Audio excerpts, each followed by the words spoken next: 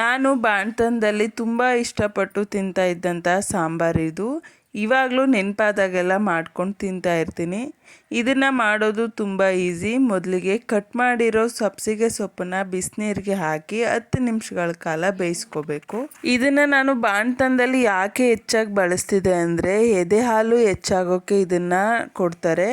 ಇದನ್ನ ಸಾಂಬಾರಾಗಿಯೇ ತಿನ್ನಬೇಕು ಅನ್ನೋ ಅವಶ್ಯಕತೆ ಇಲ್ಲ, ಪಲ್ಯ ರೀತಿಲೂ ಮಾಡ್ಕೊಂಡು ತಿನ್ಬೋದು.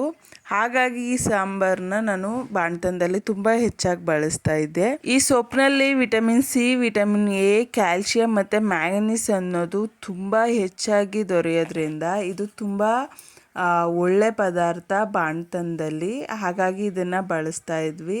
ಸೊಪ್ಪೆಲ್ಲ ಬೆಂದ ಮೇಲೆ ಉಪ್ಪಾಕಿ ಅದನ್ನು ಇನ್ನೊಂದು ಸ್ವಲ್ಪ ಹೊತ್ತು ಬೇಯಿಸ್ಕೊಂಡು ಇದಕ್ಕೆ ಸ್ವಲ್ಪ ಎಣ್ಣೆ, ಸಾಸಿವೆ, ಕರಿಬೇವು, ಬೆಳ್ಳುಳ್ಳಿ, ಒಣಮೆಣಸಿ ಹಣ್ಣು ಹಾಕಿ ಒಗ್ಗರಣೆ ಕೊಟ್ಕೋಬೇಕು.